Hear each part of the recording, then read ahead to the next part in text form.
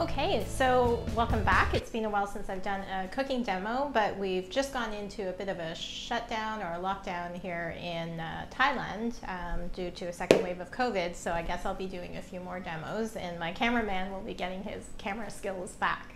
I'm really excited today because I'm working with a relatively new ingredient for me anyways, and it's actually called Chaya or tree spinach. I think it's called a few other things too, spinach tree and other things, but just wanted to show you the leaves. They look like this, and I had already removed the leaves from the stalk earlier today, but I just kept one just so you could see how it looks. So it's quite firm, and it's a very robust leaf. The interesting thing about Chaya is that it comes from, or tree spinach comes from Latin America. You see it a lot in Mexican cooking, and this ended up in one of my organic grocery deliveries that was from Yindi, which prevents food waste. And so I didn't know what it was when I was working with it earlier. So I had my friend Yumi take a look, do some research. We tried to take pictures and do a reverse image search. And just as I was eating the leaf raw to try and figure out, the taste and how to use it, Yumi said, "Oh no, you have to cook this for 20 minutes because the leaves are poisonous." So I don't think there were any lasting effects. I hope not, but it's got something called hydrogen cyanide in it. So they say that after handling the leaves, just be careful, wash your hands, but highly, highly nutritious. So you do have to boil them for 20 minutes. Some other experiments I've seen online say 5 minutes is enough, and most say traditionally the leaves need to be boiled for 20 minutes.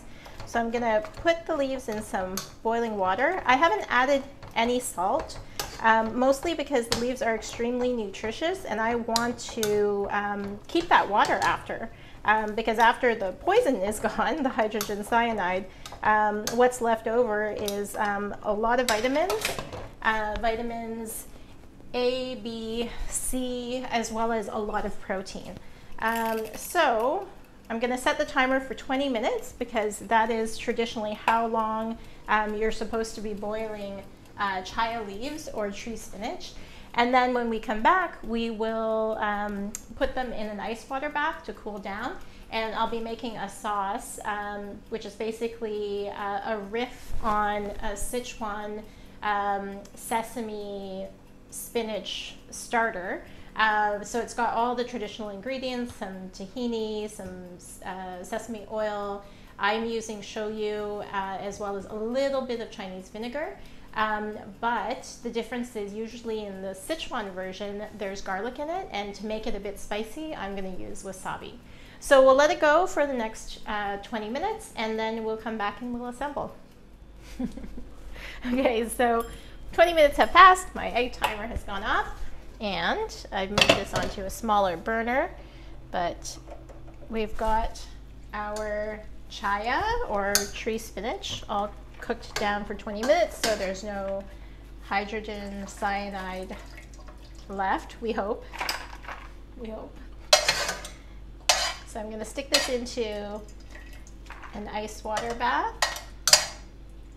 And although I didn't have salt in the water, I will put a little bit of salt in the ice water bath just to season the leaves here. So we will have a sauce too, but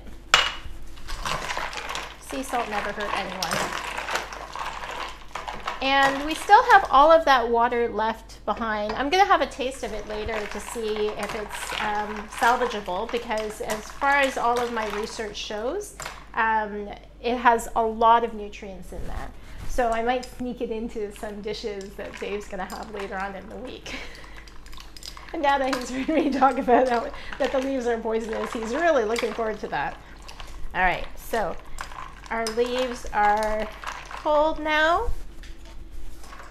Even though they've been cooking for 20 minutes, there's still a lot of weight to them. Like, they really hold together very, very well. I don't know if you can see this. And so it's not like your usual spinach. Good taste. Yeah, it's got a firmer texture, but definitely has undertones of spinach, a bit of kale too. So I think what I'm going to do, normally if I'm making the spinach salad, I would just leave the leaves whole. But I think in this case, I'm going to have to give this a little bit of a chop. So we'll just give these a squeeze, get out any excess water. And that was a lot of leaves to turn into that little pile, which is always the case with spinach. And I'm just gonna do a rough chop into ribbons. Okay, and then the next step,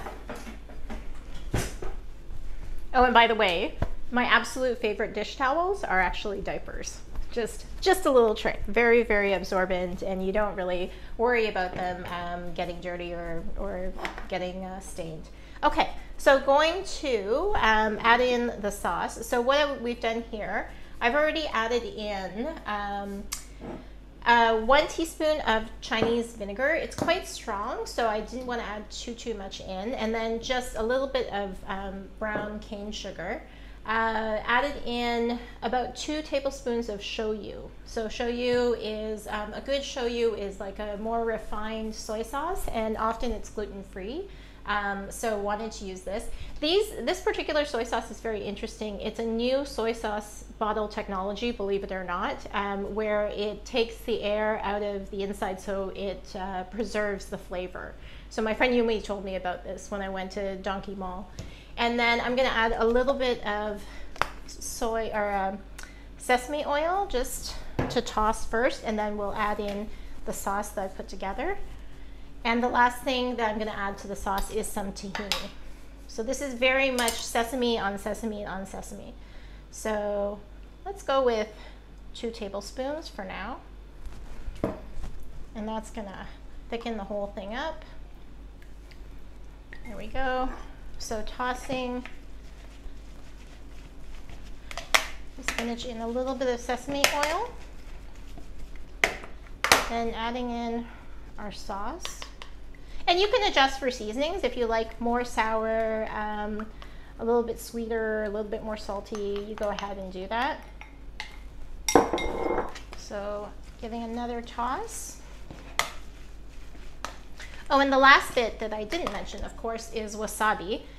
So I save my wasabi packages from when I go for sushi, and these happen to be really, really strong wasabi packages from, I think it's called Nikkei Sushi. So I put 2 of these packages in. So very helpful for whenever I'm making this dish. And then the last piece is I had toasted earlier about a 1/4 cup of sesame seeds. So once again, sesame oil, sesame paste, sesame seeds, and I'm adding that in. And I'm looking at the amount right now and thinking, is that too much? Maybe not the whole quarter cup.